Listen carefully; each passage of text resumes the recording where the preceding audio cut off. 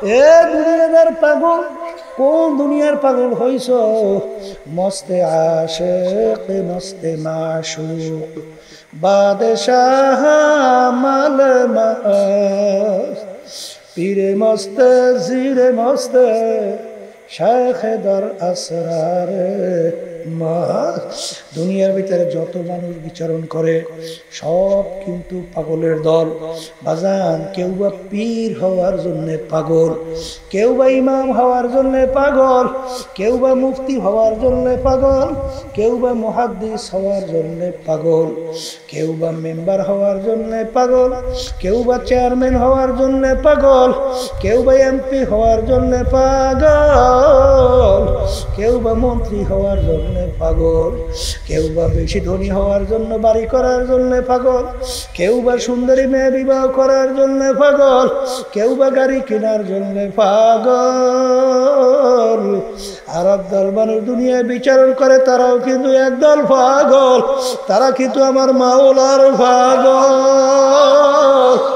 এ দুনিয়াদার পাগল, একটু মাঝে মাঝে চক্ষু বন্ধ করো, মোরাকাবা করো, কোন দুনিয়ার পাগলামিতে পড়ছো? কোন দুনিয়ার পাগলামিতে পড়ছো? সাদ্দাত মাওলার সঙ্গে চ্যালেঞ্জ করলো, দুনিয়ায় ওর বেহেশত তৈরি করলো, আমার মালিকের সঙ্গে চ্যালেঞ্জ কইরা বেহেশত কমপ্লিট দেখার জন্য গেল। দলে বলে যখন গেল, দেখে বেহেশতের দরজায় এক বুড়া দাঁড়াই আছে। আরে সাদ্দাত বুড়া দেখে মেজাজ গরম, এই বুড়াটা কে, এখানে কিভাবে আসলো? বুড়া ডাক দিয়ে বলে, সাদ্দাত রে, আমি আজরাইল আসছি তোর জান কবজ করার জন্য। যখন শুনলো আজরাইল আসছে জান কবজ করার জন্য, শরীরের ভিতর থর থর করে কম্পন শুরু হয়ে গেল। ভাই আজরাইল, বড় শখ করে বেহেশত তৈরি করছি, একটা নজর দেখার সুযোগ দাও। আজরাইল সালাম বলো, রে খবীর, দুনিয়ার ভিতরে আমার মালিক তোকে স্বাধীনতা দিছিল, কেন তোকে পরীক্ষার হলে পরীক্ষা দেওয়ার জন্য। দুনিয়ার ভিতরে ছাত্রছাত্রী পরীক্ষার হলে পরীক্ষা দেয়, 3 ঘন্টা স্বাধীনতা আছে না নাই? প্রশ্ন দেওয়া হয়, লেখার জন্য পত্রও দেওয়া হয়। নিরিবিলির সময় সে যদি প্রশ্নের উত্তর ঠিক মতো না দিয়া যা মনে করে তাহলে কাগজ ভইরা রাখে। যখন ফলাফল বের হয় ছাত্রছাত্রী ফেল। জোরে বলেন কথা ঠিক না বে ঠিক? ঠিক বাজার, আমাকে তোমাকে আমার মালিক বানাইছেন দুনিয়ায়, কেন পাঠাইছেন? আল্লাহু আকবার। লিয়াবলুয়াকুম আইয়ুকুম আহসানু আমালা। আমার মালিক বলেন তোদেরকে পরীক্ষা করার জন্য। বাজার, পরীক্ষা দেওয়ার জন্য, পরীক্ষা দেওয়ার জন্য স্বাধীনতা দরকার আছে না নাই?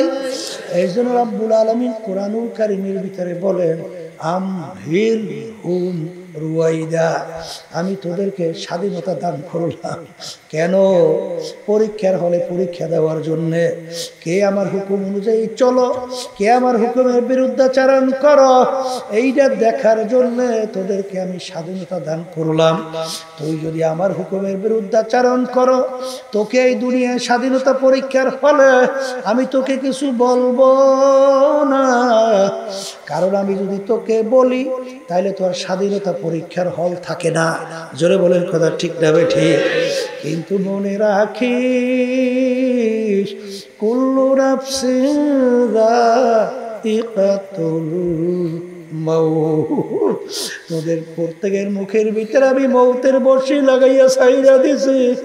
বাজান, বর্ষিওয়ালা যখন বড় মাছের মুখে বর্ষি লাগায়, লাগার সঙ্গে সঙ্গে মাছ দৌড় দেয়, আর বর্ষিওয়ালা রশি ঢিল দেয়, আবার দৌড় দেয়, আবার ঢিল দেয়, আবার ঝুল পেঁচায়, আর মাছ কেমন জানি বলতেছে, ও বর্ষিওয়ালা, তোমার থেকে আমি ছুঁইটা চইলে আসছি। আর বর্ষিওয়ালা ডাক দেবো, রে মাছ, তোর মুখের ভিতরে আমি বর্ষি লাগাইয়া ছাইরা দিছি, তুই সারা পুষ্কুনি বাস পানির ভিতরে ঘর ঘর করতে করতে যখন দুর্বল হইয়া পেটখানা পানির উপরে ভাসাইয়া দিবি, আস্তের উপরে তোকে আমি ধইরা নিয়ে আসবো, আর তুই পানিতে থাকতে পারবি না। আমার মালিক ডাক দিয়ে বলে, আব্দুল করিমে রহিমা খাতুন, তোকে আমি কুল্লু নাফসিন যায়কাতুল মাউত, মৌতের বর্ষি লাগাইয়া ছাইয়া দিলাম, আর তোদেরকে আমি ঢিল দিলাম ঘর ঘর।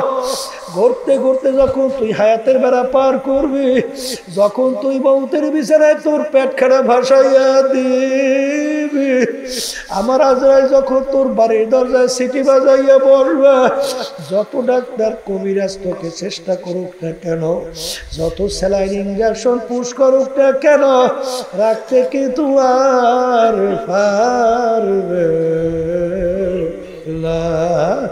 এই জন্য বাজার সাদ্দাত বলতেছে, ভাই আজরাইল বড় শখ করে বেহেশত বানাইছি, একটা নজর দেখার সুযোগ দাও। আজরাইল সালাতু ওয়াস সালাম বলে, খবি আমার মালিক তোরে দুনিয়ায় পাঠাইছে পরীক্ষার অনেক পরীক্ষা দেওয়ার জন্য। আরে আমার মালিকের সমস্ত নেয়ামত ভোগ করছো, এক কবরের যাত্রীরা একটু মাঝে মধ্যে চক্ষু বন্ধ করো, আমরা যে চক্ষু দিয়ে দেখি এই নেয়ামত কার, জোরে বলো কার? বাজান অন্ধ মানুষ তোমার আমার সামনে অনেক সময় হাত পাইতে পয়সা চায়, আরে কত করুণ সুরে ডাক দেয়, হুজুর আমাকে একটা টাকা দেয়, হুজুর চাউল কিনবো, ভাত পাক কইরা খাবো, আমাকে মালিক চক্ষু নেয়ামত দান করে নাই, আমি তামাম দুনিয়া দেখি অন্ধকার, আমার মালিক তোমাকে আমাকে অন্ধ করে বানাইতে পারতো কি পারতো না? তখন তোমার আমার দুনিয়া কোনো মূল্য ছিল? কোনো মূল্য ছিল? এই চক্ষু নিয়ামত কে দান করছে? জোরে বলো কে? জোরে বলো আল্লাহ। আর এই অন্ধ আবার এই অন্ধ অবস্থায় আমার মালিকের দরবারে শুকরিয়া আদায় করে, এ আমার মালিক তুমি আমায় অন্ধ করলে, তাতে কোনো দুঃখ নাই,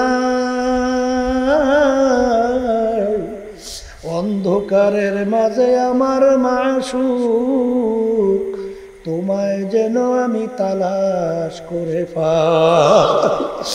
এ দুনিয়াদার পাগল, এই চক্ষু নেয়ামত কার? আমার মাওলার।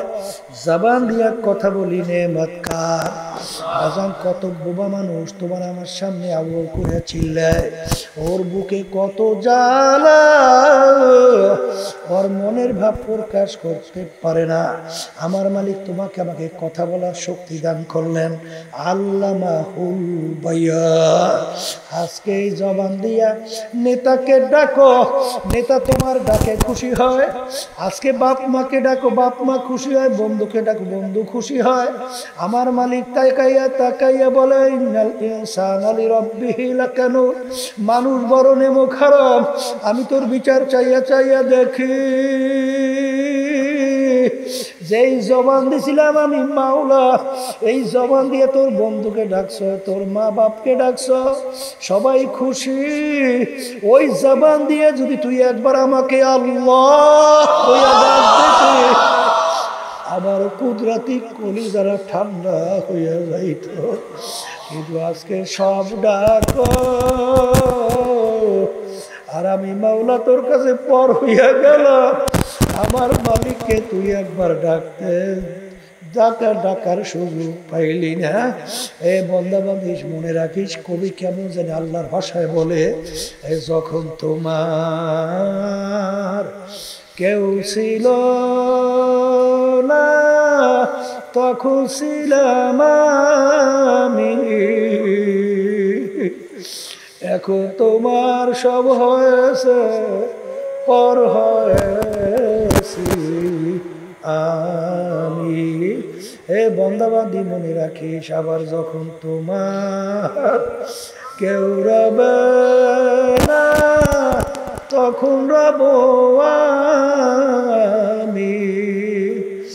আমার কাছে আসতে হবে যতই ভাবো তুমি।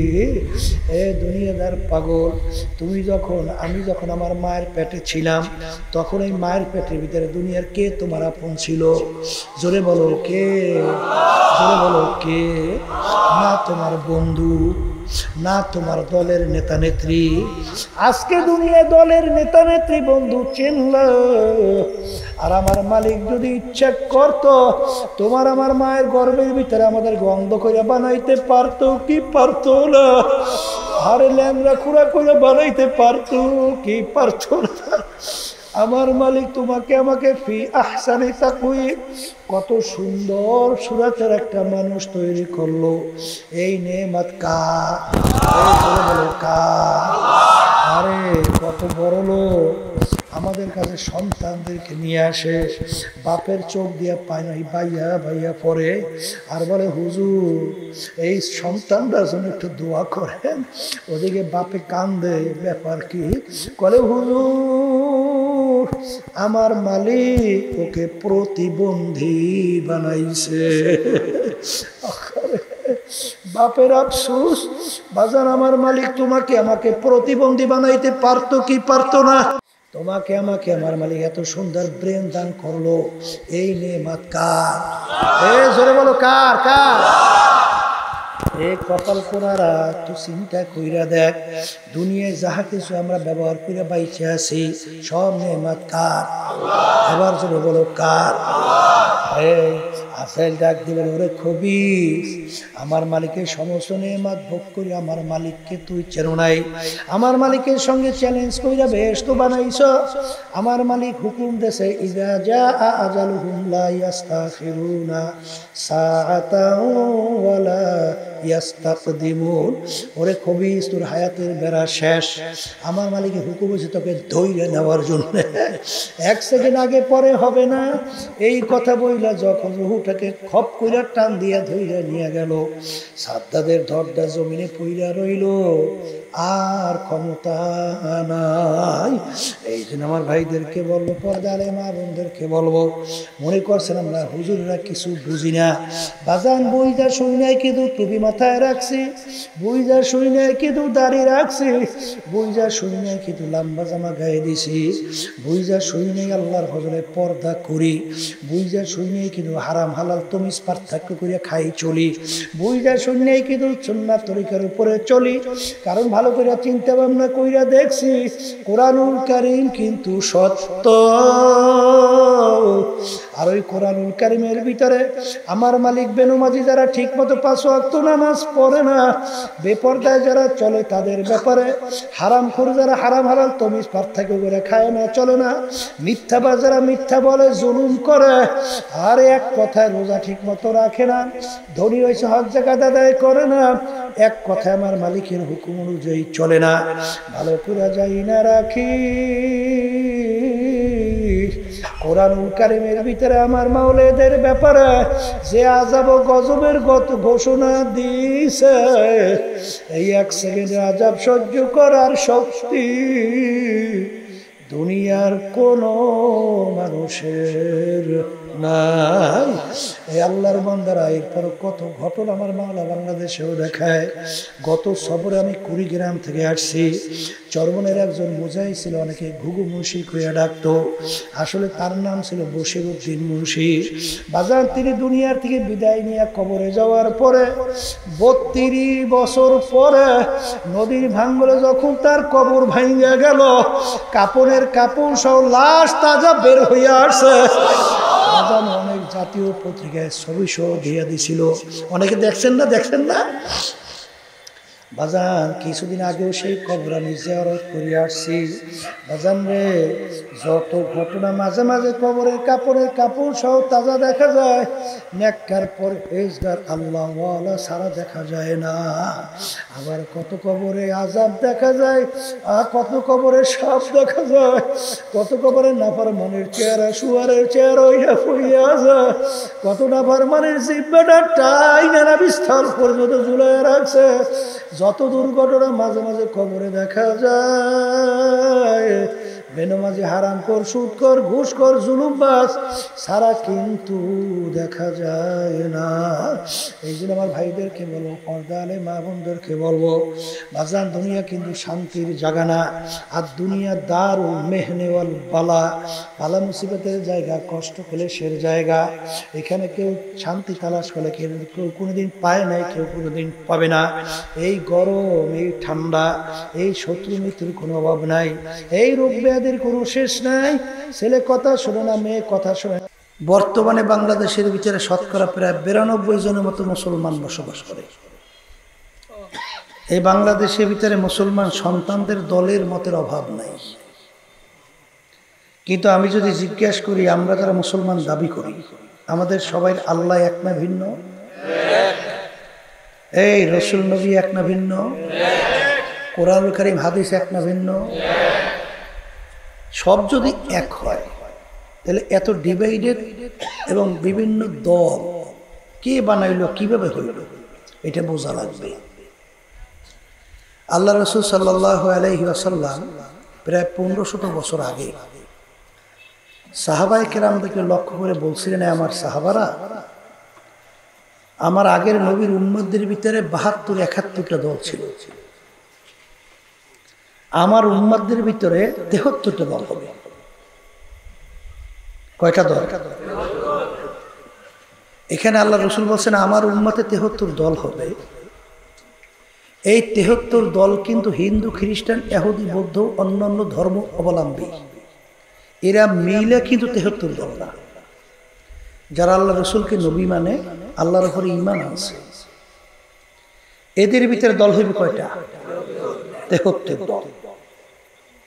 আল্লাহ রসুল সাল্লাল্লাহু আলাইহি ওয়াসাল্লাম বলছেন, এই 73 দলের ভিতরে 72 দল ধ্বংস হয়ে জাহান্নামে চলে যাবে। একটা দল শুধুমাত্র নাজাত পেয়ে জান্নাতে যাবে। এই কথাটা কিন্তু আমি বলি নাই, মিশকাত শরীফ হাদিসে আসছে, তিরমিজি শরীফে হাদিসে আসছে, সহিহ হাদিস। তা আল্লাহ রাসূল সাল্লাল্লাহু আলাইহি ওয়াসাল্লামের উম্মতে 73 দল হবে না কোনো সন্দেহ আছে? কথা বলে হবে, হবে হবে, কোনো সন্দেহ নাই। এর ভিতরে 72 দল ধ্বংসপ্রাপ্ত হইয়া জাহান্নামে যাবে, তাতে কোনো সন্দেহ আছে? একটা দল শুধু নাজাত পেয়ে জান্নাতে যাবে। সাহাবায়ে কেরাম প্রশ্ন করছিলেন আল্লাহ রাসূল সাল্লাল্লাহু আলাইহি ওয়াসাল্লাম, একটা দল যদি নাজাত পেয়ে জান্নাতে যায়, সেই দলটার পরিচয় কি? কোন দলটা জান্নাতে যাবে? আল্লাহ রাসূল সাল্লাল্লাহু আলাইহি ওয়াসাল্লাম পরিষ্কার হাদিসের ভিতরে পরিচয় দিয়েছেন, মা আনা আলাইহি ওয়া আসহাবি, আমি এবং আমার সাহাবারা। বলেন, আমি এবং আমার যেই পথ, যেই মত, যেই নীতি, যেই আদর্শ, যেই সুরাজ, যেই সিরাজ, যেই আকীদার মধ্যে আছি, কিয়ামত পর্যন্ত যারাই এই নিয়মে থাকবে তারাই নাজাত পেয়ে জান্নাতে যাবে। এখন আমার ভাইদেরকে বলবো, পর্দা আলে মা বোনরা যারা শুনতেছেন, যদি জাহান্নাম থেকে বাঁচতে চাই, বেহেশতে যাইতে চাই, তাহলে আমাদের কিন্তু অনুসরণ সাহাবায়ে কেরামদের করা লাগবে। জোরে বলেন, কথা ঠিক কিনা? এক শ্রেণী বর্তমানে কিন্তু আছে সাহাবায়ে কেরামদের সমালোচনা করে, নাউজুবিল্লাহ। আমার নামও কিন্তু ইসলাম দেয়। আমি আমার বাজানদেরকে বলবো, আওয়ামী লীগ যারা করে, তাদের দলীয় নেতারা যদি কোনো অন্যায় করে, আওয়ামী লীগের লোকরা কি করে? মাইক নিয়ে প্রচার করে, আর একটু আস্তে করে না, ওইটাকে গোপনে ডাইকে রাখে, কেউ যেন না জানে। বিএনপি যারা করে, তাদের নেতারা কোনো অন্যায় করলে দায়িত্ব কর্তব্য কি? মাইক নিয়ে প্রচার করা, না ডাইকে রাখে? আচ্ছা আচ্ছা, তা এইটা প্রচার করবে কারা? শত্রুরা। জোরে কোন কারা? আচ্ছা, সাহাবায়ে কেরাম আমাদের মুরব্বী না? আর একটু আস্তে করে দৈরিয়ান না, নাউজুবিল্লাহ। সাহাবায়ে কেরাম ভুল করছে, মানুষ তো ভুল করতে পারে না। এই নবীরা ছাড়া কোনো মাসুম কেউ আছে? হ্যাঁ, তাহলে সাহাবাই কেরামদের ভুল ত্রুটি থাকতেই তো পারে, আর গুনাহগার ছাড়া কোনো মানুষ আছে? আল্লাহ রাসূল সাল্লাল্লাহু আলাইহি ওয়াসাল্লাম কি বলেন? কুল্লুকুম খাত্তাউন, তোমরা সবাই গুনাহগার, গুনাহগার ছাড়া কেউ নাই, আছে? আচ্ছা, ধৈর্য নেন, নাউজুবিল্লাহ, সাহাবাই কেরামরা ভুল করছে। আমরা যারা মুসলমান, আমাদের দায়িত্ব কর্তব্য কি ওইটা কি মাইক নিয়ে প্রচার করে না রাইখে রাখা? প্রচার করবে কারা? আর একটু আস্তে আস্তে। এরপর ধরে নেন, সাহাবায়ে কেরামদের ভুল ত্রুটি যদি প্রচার করে ইসলামের উপকার কি? আর একটু আস্তে আস্তে। দলের উপকার কি? দলের কোনো উপকার নাই, ইসলামের কোনো উপকার নাই। আচ্ছা, তাহলে প্রচার করে কেন? পাগলের নাম শুনছেন? পাগলের কাজের কোনো উদ্দেশ্য থাকে না। ও কোন দিকে হাঁটে, কি জন্য হাঁটে, এটা কোনো উদ্দেশ্য আছে? কিন্তু যে ভালো মানুষ, সে যদি এমনি হাঁটেও তার কিন্তু একটা উদ্দেশ্য থাকে। কি জোরে বলেন, কথা ঠিক না? তাহলে বুঝতে হবে ইসলামের উপকার নাই, দলের কোনো উপকার নাই, সাহাবায়ে কেরামের সমালোচনা করা নিশ্চয়ই এর পিছনে বড় ধরনের একটা ষড়যন্ত্র আছে। আর বিশেষ করে দুই সাহাবার সমালোচনা বেশি করে, একজন আমিরে মুআবিয়া রাদিয়াল্লাহু তাআলা আনহু, আর একজন উসমান গনি রাদিয়াল্লাহু তাআলা। এই দুইজন সাহাবা কে জানেন? সর্বনাশ। আমিরে মুআবিয়া রাদিয়াল্লাহু তাআলা আনহু, আল্লাহ রাসূল সাল্লাল্লাহু আলাইহি ওয়াসাল্লামের উপরে ওহী আসছে, আর কাতেবে ওহী যারা ওহী লিখতেন তার ভিতরে একজন ছিলেন আমিরে মুআবিয়া রাদিয়াল্লাহু তাআলা, অর্থাৎ কোরআনুল কারীমের গোড়ায়, কোরআনুল কারীমের। আর একজন কেটা? ওসমান গনি রাদিয়াল্লাহু তাআলা। সে কে? ওসমান গনি রাদিয়াল্লাহু তাআলা কোরআনুল কারীম বিক্ষিপ্ত অবস্থায় ছিল। ওসমান গনি রাদিয়াল্লাহু তাআলা কোরআনুল কারীমকে জমা করছে। তাহলে কোরআনুল কারীমের দুই গোড়ায় দুই সাহাবা, কথা ঠিক না ভাই? ঠিক।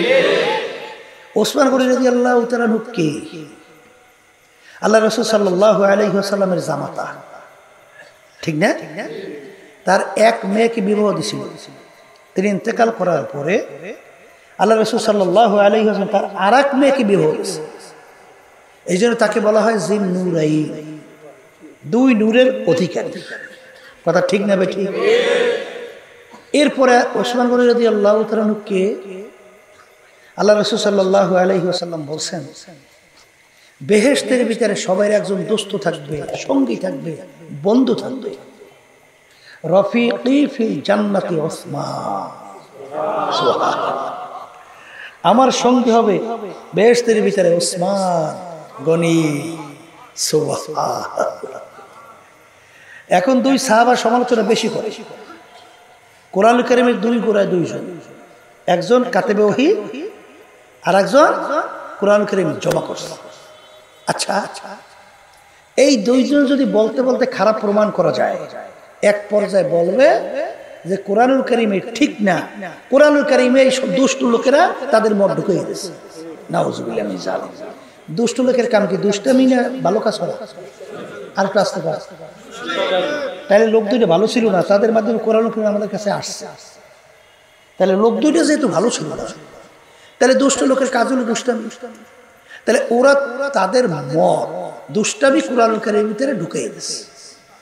নাউজুবিল্লাহ। এই ওসমান গনি রাদিয়াল্লাহু তাআলা আনহু, আল্লাহ রাসূল বলেন আমার দোস্ত, বেহেশতের, তার দুই মেয়েকে বিবাহ দিয়েছে। তাহলে আল্লাহ রাসূল সাল্লাল্লাহু আলাইহি ওয়াসাল্লাম খারাপ একটা লোককে যদি তার জামাই বানায় আর দোস্ত বানায়, এক পর্যায়ে বলবে না আল্লাহ রাসূলও খারাপ? নাউজুবিল্লাহ। আল্লাহ রাসূল যদি খারাপ হয়, তাই এক পর্যায়ে কইবে যে আল্লাহও খারাপ? আসতে কয় নাউজুবিল্লাহ। ব্যাপারটা কিন্তু বড় কঠিন, যত সহজ বলে অত সহজ।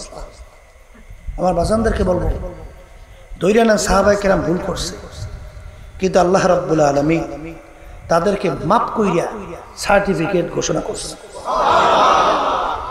রাদিয়াল্লাহু আনহুম ওয়া রাদু আন। আল্লাহ রাব্বুল আলামিন বলেন, আমি সাহাবায়ে কেরামদের উপরে রাজি খুশি হয়ে গেছি। আর তারাও আমার উপরে রাজি খুশি হয়ে গেছে। রাজি খুশি হয়ে কার উপরে? যে অন্যায়কারী তার উপরে না। হ্যাঁ, তাহলে আল্লাহ রাব্বুল আলামিন তাদেরকে মাফ কইরা তাদের উপরে খুশি হয়ে গেছে এবং তারাও আল্লাহর উপরে খুশি হয়ে গেছে। আল্লাহ যদি মাফ করিয়ে দেয়, তোমার আমার মাফ করতে এত অসুবিধা কেন? তোমার আমার তাদের ব্যাপারে তো ভালো ব্যাপার মন্তব্য করতে এত সমস্যা কেন? তাহলে বুঝতে হবে গ্রামে একটা কথা আছে, ডাল মে কুছ কালো হয়, এর ভিতরে কি যেন একটা ষড়যন্ত্র আছে। বলেন কথা ঠিক কিনা? কত বড় বেয়াদব বাপ ঘুমাইয়ে রয়েছে, ঘুমের ঘরে মানুষের লঙ্গি উপরে উঠে যেতে পারে না? না পারে না? ছেলে ঢোকছে রুমে বিজায় ঢুকে দেখে বাপের লঙ্গি উপরে উঠে রয়েছে। এমন ছেলের ছেলে বাইরে নাই না, ঘোষণা করতে আছে, তোমরা কে কোথায় আসো, জলদি একটু আসো, দেখা যাও আমার আব্বা কেমনে ল্যাংটা হইয়া ঘুমায়। ছেলেটা খুব আদওয়ালা না? আস্তে আস্তে খুব ভদ্র না? বেয়াদব বেয়াদব ছেলেটা কি বেয়াদব। আর আদওয়ালা ছেলের কাজ কি? কেউ যেন দেখে না, তাড়াতাড়ি ঢেকে।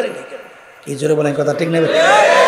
সাহাবায়ে কেরাম আমাদের মুরব্বী, ধরিয়ে নেন নাউজুবিল্লাহ, ভুল করছে। আমাদের দায়িত্ব কি ডাইকে রাখা না উদ্ধার করা? না লোকদের ডাইকে এটা দেখানো? এটা দেখায় কারা? বেয়াদব। ঠিক না? ঠিক। এরপর বর্তমানে কিন্তু দলমতের অভাব নাই। বর্তমানে কিন্তু এক শ্রেণী বেরিয়েছে, নাম দিয়েছে আহলে হাদিস। আমরা নাম রাখছি আহারে হাদিস। কি হাদিস? এই আহলে হাদিস যদি বলি তাহলে কোরআন বাদ হয়ে যায় না? আস্তে আস্তে হে হাদিসের অনুসারী, তাহলে কোরআন তো বাদই হয়ে যায়। তাহলে আর একদল বাইরে না আহলে কোরআন, একটু আস্তে আস্তে বাইরে বেরিয়ে না। আচ্ছা, এটা কিন্তু বাইরে গেছে। এখন একদল বেরিয়েছে আহলে কোরআন। কথা ঠিক নেবে? ঠিক। আমি বাজানদেরকে জিজ্ঞেস করি, আহলে হাদিস যে দাবি করে তার একটু জিজ্ঞেস করি, বাজান তুমি কয়টা হাদিস সনদ সহ মুখস্থ বলতে পারো? একটু বলো তো। 10টা হাদিস সনদ সহ বলতে পারবে? একটু আসতে পারবে? তাহলে ও আহলে হাদিস হইল কেমনে? তাহলে ও যে কোনো একজনের থেকে শুনছে শিখছে। আস্তে যে কোনো একজনের থেকে শুনছে বা শিখছে। তাইলে যার থেকে ও শুনছে শিখছে সেই অনুযায়ী আমল করে, তাহলে ওই ইমাম মানা হয় নাই?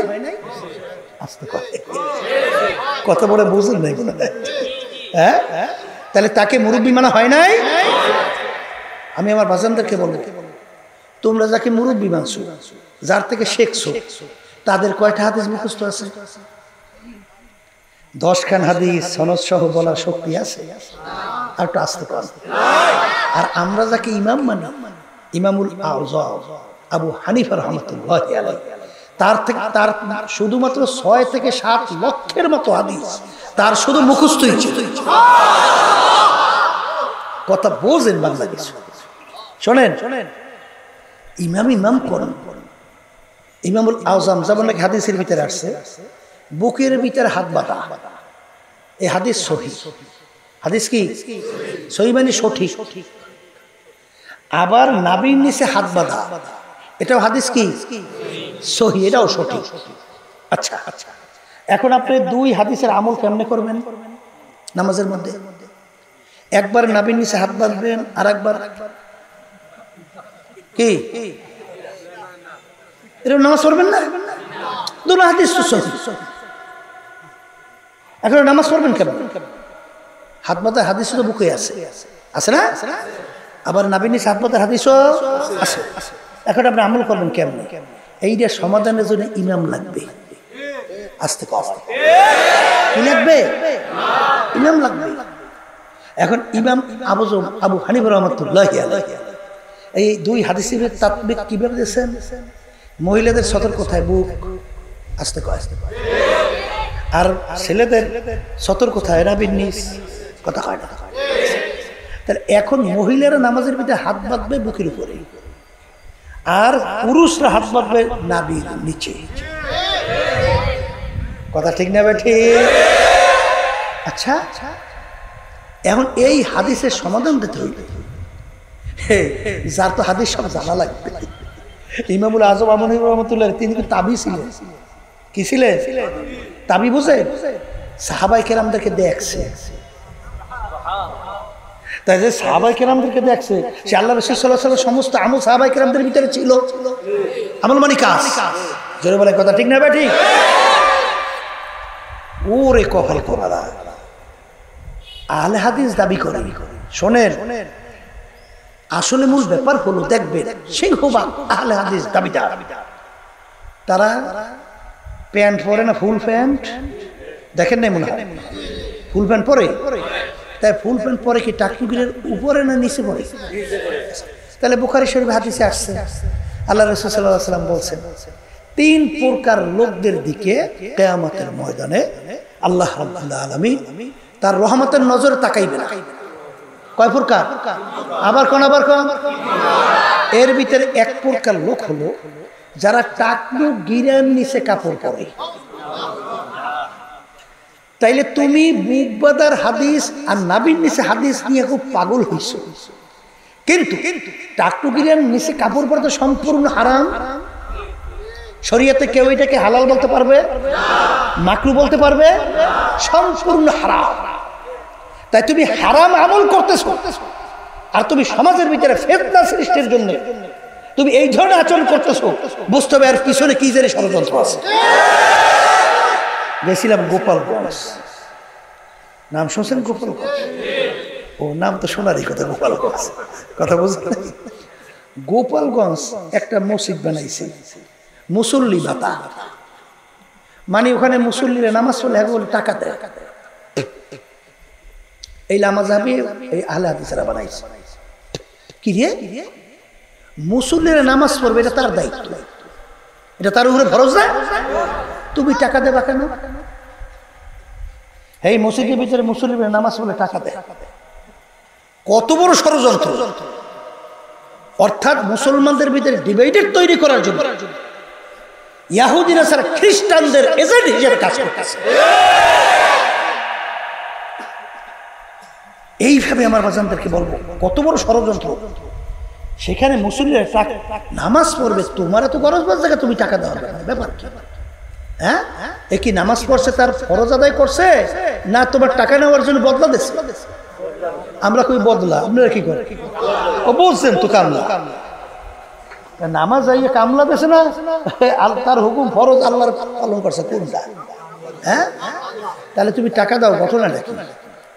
বসতে হইবে। ওই একটা ছেলে শুনে আসছে বগুড়ায়, বুঝছেন? বগুড়া, সেখানে ওই ছেলেটা ওই চুল কাটত, কিছুদিন পরে হুন্ডা চালায়, হুন্ডার মালিক। আর আমাদের লোকেরা বলতেছে ব্যাপার কি? ওরে জিজ্ঞেস করি যে ব্যাপার কি, তুই তো এই চুল কাটতি, তাই হুন্ডার টাকা পাইলি? আর তোর এখন তো এই যে খুব শান শওকত, টাকা পয়সা তো অভাব নেই। বলে বললেন না, আমি একটা ভালো কাজ করতে এসেছি। বলে কি কাজ করো? বলে আমার কয়েকটা কাজ। একটা লোকদেরকে এই বিভিন্ন নাস্তা রাস্তা খাওয়াইয়া বিভিন্ন কায়দায় ফুসলাইয়া মসজিদে জোরে আমিন কইবে, আর হাতু ডাইয়া মুখের উপরে বাধা। এই দায়িত্ব 2টা আমার পালন করলেই আমি বাধা পাইতে আছি। কি বলছে? এত সহজ মনে করিয়েন না। এই জন্য আমার বাজানদেরকে বলবো, পর্দা আলে মা বোনরা যারা শুনতেছেন, বাজান আজ পর্যন্ত কোন আহলে হাদিস নামদারি আজ পর্যন্ত হক্কানি ওলামায়ে কেরামদের সামনে বইসা তারা যে আচরণগুলো করে এগুলো প্রমাণ করতে পারছে? আজ পর্যন্ত পারছে? এরপরে আমরা চ্যালেঞ্জ জানিয়ে গেলাম, কারণ আপনার কবরে আপনি যাবেন, আমার কবরে আমি যাব। আপনার কবরের প্রশ্ন উত্তর আপনি দেবেন, আমার কবরের প্রশ্ন উত্তর আমি দেব। কথা ঠিক না বে? ঠিক।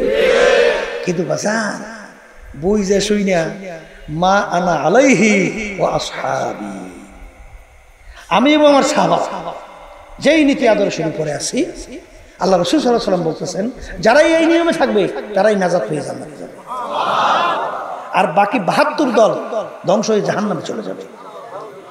একদল বর্তমানে বের হয়েছে, এই বাবার কাছে যায়, বাবার ওখানে পর্দা নাই, মহিলা পুরুষ একত্রিত হইয়া বেপর্দা অবস্থায় যাওয়া আসা করে। আপনাদের জানা আছে? আমাদের কিন্তু জানা আছে। কথা ঠিক নেবে ঠিক। এরপর বাবার সামনে যাইবার হাত জোর করে, আবার নাউজুবিল্লাহ মাথা উন্নত করে, নাউজুবিল্লাহ সেজদা করে। নাউজুবিল্লাহ বলেন। আমি আমার বাজানদেরকে বলি, আবার বাবা বের হয়েছে বিশ্ব কুতুব, দাঁড়িয়ে নেই, কি নেই, একটু আস্তে আস্তে। আচ্ছা, 1.5 লক্ষের কাছাকাছি সাহাবায়ে কেরামদের সংখ্যা, একজন সাহাবী বের করতে পারবে এক মুষ্টির উপরে দাড়ি ছাড়ছে বা কামাইছে? তাইলে যে নাকি দাড়ি নাই সে নবীর প্রতিনিধি, নায়েব, কিভাবে এটা হইতে পারে? এটা জোরে বলে। সে তো নবীর আদর্শটা প্রচার করবে, তার ভিতরে যদি নবীর আদর্শ না থাকে সেইটা প্রচার করবে কিভাবে? সম্ভব? শোনেন, আল্লাহ রাসূল সাল্লাল্লাহু আলাইহি ওয়াসাল্লামের সামনে সাহাবায়ে কেরাম হাত জোড় করছেন, মাথা নত করছে, সেজদা দিচ্ছেন, এরকম কোন হাদিসে সাহাবায়ে কেরামদের আমল আছে? আমরা দেখি নাই, শুনি নাই, পড়ি নাই, আর কোনোদিন শুনিও নাই। আপনারা দেখেও শুনে থাকেন, দেখে থাকেন, আল্লাহ রাসূল আমাদেরকে দেখাই দেয়, আমরা পাই না। কি কথা কয়? তাহলে আমি বাজানদেরকে বলবো, একটা উটনি একদিন আল্লাহ রাসূল সাল্লাল্লাহু আলাইহি ওয়াসাল্লামের সামনে সেজদায় বসছে। উটনি, সাহাবায়ে কেরাম বলতেছেন, আল্লাহ রাসূল সাল্লাল্লাহু আলাইহি ওয়াসাল্লাম, উটনি আপনাকে সেজদা করছে, আমরা আপনাকে সেজদা করতে চাই। আল্লাহ রাসূল সাল্লাল্লাহু আলাইহি ওয়াসাল্লাম বলেন, আল্লাহ ছাড়া কারো সামনে মাথা নত করা যাবে না। পরিষ্কার হাদিস, কথা ঠিক না? ঠিক। আল্লাহ রাসূল সাল্লাল্লাহু আলাইহি ওয়াসাল্লাম রওজা পাকে মদিনায় শুয়ে আছে, ঠিক না? আচ্ছা, লক্ষ লক্ষ কোটি কোটি এই হাজিরা হজ করতে যায় না? আল্লাহর হাবিবের রওজা পাকে সালাম দেয় না? আচ্ছা, আল্লাহর হাবিবের রওজা পাকে সালাম দিয়া হাত জোড় করছে, এরকম কেউ দেখছে? মাথা নত করছে, সেজদা দিয়েছে? আল্লাহ রাসূল সাল্লাল্লাহু আলাইহি ওয়াসাল্লামকে যদি সামনে হাত জোড়, মাথা নত, সেজদা করা না যায়, এমন কোন বাবাটা জ্বালাইল? কোন বাবা জ্বালাইল যে বাবার সামনে হাত জোড়, মাথা নত, সেজদা করা যাবে? আর একটু জোরে কর। যে করবে ওটা মুশরিক। কথা ঠিক না? ঠিক। জিজ্ঞেস করে, ব্যাপার কি রে বেটা, নামাজ নাই, রোজা নাই, পর্দা নাই, ওখানে তোরা যাও কেন? বলে, বইলেন না, বাবা আমার বিশ্বকুতুব, বিরাট ওলি। বলে, তাকি? বলে, আমার বাবার যে কত বড় ক্ষমতা, আমার আগে বাচ্চা ছিল না, বাবার কাছে যাওয়ার পরে এখন আমার বাচ্চা হয়েছে। আগে আমি গরিব ছিলাম, বাবার কাছে যাওয়ার পরে এখন ধনী হয়ে গেছি। নাউজুবিল্লাহ। আমি আগে বিভিন্ন কেস কামারিতে জর্জরিত, বাবার কাছে যাওয়ার পরে এখন কেস কামারিতে সব পরিত্রাণ, মুক্তি পেয়েছি। এই আমি অসুস্থ ছিলাম, বিভিন্ন রোগে জর্জরিত, বাবার কাছে যাওয়ার পরে খালি আমার একটা ফু দিয়েছে বা একটু চাইছি, সব রোগ ভালো। তাই বাবা বিশ্বকুতুব না? আসতে কয়, বিরাট ওলি না? আসতে কয়। ফেরাউনের নাম শুনছেন? ফেরাউন শুনছেন না? ফেরাউনের বাড়ির দরজায় একটা গাছ আছে, ওই গাছটার পাতা যে কোনো রোগী যে কোনো নিয়াতে খাইতো, সঙ্গে সঙ্গে রোগ ভালো। ফেরাউন বিরাট আল্লাহর ওলি না? আসতে কয়। ফেরাউনের কথা, নীল দরিয়ার পানি, বাটা জ্বর হইতো। নীল দরিয়ার পাশে যাইয়ে বলতো, হ্যাঁ নীল নদীর পানি, জ্বর হয়ে যেত। নীল নদীর পানি বাটা হয়ে যেত। বিরাট আল্লাহর ওলি না? কি বলে, নদীর পানি তার কথা শুনে বিরাট আল্লাহর ওলি না? চাঁদপুর নাম শুনছেন? চাঁদপুর একটা জেলা। কি বাবা, ল্যাংটা বাবা মরি খবরে গেছে, হাজার হাজার মানুষ লাইন দলে দলে যায়। তা আমি গেছি এই এলাকায়, ওসি সাহেব আমার সাথে দুপুরে খানা খাইতে আসে। জিজ্ঞেস করি, ওসি সাহেব ওখানে কি হয়? বলে, হুজুর বইলেন না, মনকে মন গাজা। কি গাজা বুঝেন তো? গাজার নৌকা বলে পাহাড় দিয়ে চলে। কি দিয়ে চলে? পাহাড় দিয়া গাজার নৌকা চলে, এর অর্থ কি? নৌকা পানিতে চলে না উপরে চলে। তাই গাজা খাইলে স্বাভাবিক মাথা ঢিকতে হয় না, ওর নৌকা চলে পাহাড় দিয়ে মার দিয়ে। এই মন কেমন গাজা। আর কি হয়? বলে হুজুর আর যা হয় ও হুজুর আপনার সামনে বলা যাইবে না। এখন বোঝেন তো কি হয়? আচ্ছা কথা বোঝেন নাই? আচ্ছা আচ্ছা। এখন জিজ্ঞাসা যদি করে যে ব্যাপার কি, তোরা ওখানে যাও কেন? বলে বইলেন না, বাবার ভিতরে মাল আছে, বাবার ভিতরে মাল বোঝা। কি আছে? এই বেটা কি মাল আছে? হে তো ল্যাংটা, কাপড় নাই সুপুর নাই, তাই মাল আছে সব তো বাইরেই গেছে। কি মাল? কি সব বাইরেই গেছে না? আমার মালটা রয়েছে কোন জায়গায়? হ্যাঁ, প্যাডের মধ্যে গু আর মুস ছাড়া আছে। বলেন কথা ঠিক না? ঠিক।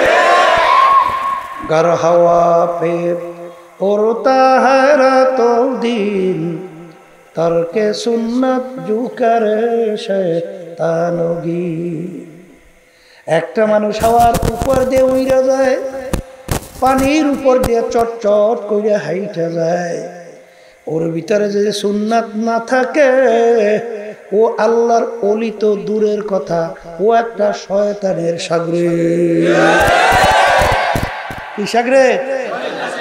আমাদের এই তরিকার মুরব্বীর ভিতরে একজন আব্দুল কুদ্দুস গাঙ্গুহি রহমাতুল্লাহি আলাইহি, কথা বুঝছেন? তার জমানার মধ্যে এক হিন্দু সাধক এমন সাধনা করছে, ইচ্ছা করলে অস্তিত্ব বিলীন হইয়া পানি হয়ে যায়, ইচ্ছা করলে অস্তিত্ব বিলীন হইয়া বাতাস হইয়া উড়িয়ে যায়। কি বিরাট ব্যাপার স্যাপার না? এই যে কোনো রোগী চোখের দিকে শরীরের দিকে তাকালেন সব রোগ ভালো। এইটা দেখা মানুষ শিকল দিয়ে বাইন্দে রাখা যায়? সব সোটছে দলে দলে, সব ইমান হারা হইতেছে। আব্দুল কুদ্দুস গাঙ্গুহি রহমাতুল্লাহি আলাইহি তিনি চিন্তা করলেন, সর্বনাশ, মানুষ তো সব বেঈমান হয়ে যাচ্ছে। তিনি চলে গেছেন সাধকের জায়গায়, যাইয়ে দেখে সাধক ওখানে নাই। তো ওখানে লোকজনকে জিজ্ঞাসা করে, ভাই এখানে যে সাধক সে কোথায় গেছে?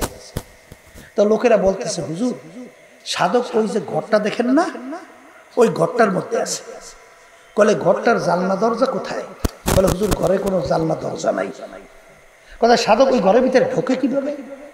বলে হুজুর বাতাস হইয়া, ওই বাতাস হইয়া সে ওই সেদুর দিয়ে ঢোকে, বাতাস হইয়া সেদুর দিয়ে বের হয়। বলে তাই? বলে হ্যাঁ। হুজুর আল্লাহর কুদরত, তিনিও সাধনার বলে তিনিও বাতাস হয়ে গেছে। বাতাস হইয়া তিনি ওই সিরদুর দিয়ে ঢুকছে, ঢুকিয়া সাধকের পাশে বসছে। এখন সাধক চিন্তা করছে, এ তো যেই সেই লেখ হবে না, এখানে যে সে আসতে পারে না। জিজ্ঞাসা করে, হুজুর আপনি কে? বলে আমি আব্দুল কুদ্দুস গাঙ্গুহি। বলে হুজুর বুঝতে পারছি, আপনি স্যার এখানে কেউ আসতেও পারতো না। এখন হুজুর বলতেছে, সাধক তুই সাধনা করে পাইছ? বলে হুজুর আমি ইচ্ছা করলে পানি হইতে পারি, বাতাস হইতে পারি। বলে একটু পানি হয়ে দেখা। সাধক তো সাধনার বলে কি হয়ে গেছে? হুজুর উঠে পানিকে ভিজে পাশে রাখছে। হুজুর অস্তিত্ব, সাধক অস্তিত্ব আসার পরে এখন সাধক বলতেছে, হুজুর আপনি সাধনা করে কি পাইছে? বলে আমি তোর মতো পানি হইতে পারি। বলে হুজুর একটু দেখাবেন না? বলে দেখাবো, সত্য একটা আছে। বলে তুই যখন পানি হয়েছি তখন তুই পানির ভিতরে রুমাল ভিজে পাশে রাখছি, আর আমি যখন পানি হব আমার পানির ভিতরে একটু রুমাল ভিজে রাখিস। তাই হুজুর সাধনার বলে পানি হয়ে গেছে, রুমাল ভিজে পানি রাখছে, মানে রুমাল পানির মধ্যে ভিজে যায়। সাধক হুজুর অস্তিত্বে আসার পরে জিজ্ঞাসা করে, সাধক তোর রুমাল কোনটা, আমার রুমাল কোনটা? বলে হুজুর আপনারটাই আমারটাই। বলে তোর রুমাল একটু ঘেরান নিয়ে দেখে। ঘেরান নিয়ে দেখে এর সে দুর্গন্ধ দ্বিতীয়ত দুনিয়াতে আর নমুনা নাই। বলে আমার রুমালটা একটু ঘেরান নিয়ে দেখ। ঘেরান নিয়ে দেখে এর সে সুঘ্রাণ দ্বিতীয় আর দুনিয়াতে নাই। বলে হুজুর ব্যাপারটা তো কিছু বুঝলাম না। বলে ব্যাপার এতটুকু। বলে তাকে কলেজ দুনিয়ায় থাকা অবস্থায় শয়তানের পথে, শয়তানের পদ্ধতিতে কেউ যদি সাধনা করে তাহলে দুনিয়া ব্যতিক্রম ধর্মী অনেক কিছু তার থেকে প্রকাশ পায়। আর আল্লাহর পথেও যদি কেউ সাধনা করে, আল্লাহ কবুল করলে আল্লাহ রাব্বুল আলামিন তাকেও ব্যতিক্রম অনেক কিছু দান করে। তাহলে শয়তানের পথে কেউ যদি সাধনা করে, তার পরিণাম ফল হইল দুর্গন্ধ জায়গা জাহান্নাম, তার প্রমাণ হলো তোর এই দুর্গন্ধযুক্ত রুমাল। আর আল্লাহ যদি আমাকে কবুল করে ঈমান অবস্থায় যদি আমি যাইতে পারি, তাহলে আল্লাহ যদি কবুল করেন, তার আমার শেষ পরিণাম হলো সুগন্ধি জায়গা বেহেশত, তার প্রমাণ হলো আমার এই সুগন্ধিযুক্ত রুমাল। তখন সাধক বলতেছে, হুজুর আপনাকে কালিমা পড়াই মুসলমান বানাই দেন। আমার বাজানদেরকে বলো, পর্দা আলে মা বোনদেরকে বলো, ভালো করে বুঝে পা বাড়াতে হবে, কারণ আল্লাহ রসুলকে বিশ্বাস করেন না। আর একটু আস্তে কর, তার কথা বিশ্বাস করেন না। তাহলে আল্লাহ রসুল কি বলছেন, আমার উম্মতের ভিতর দল, আর একটু আস্তে কর, আল্লাহ রসুলের উম্মতের দল হইবে কয়টা? এর ভিতরে ধ্বংস হইয়া জাহান্নামী কয় দল? কয়টা দল নাজাত পেয়ে জান্নাতি? আল্লাহ রাসূল সাল্লাল্লাহু আলাইহি ওয়াসাল্লাম কি পরিচয়? মান আলাইহি, আমি এবং আমার সাহাবায়ে কেরাম যেই নীতি আদর্শ সূরা সিরাত আকীদায় আছি, যারাই থাকবে তারাই জান্নাত।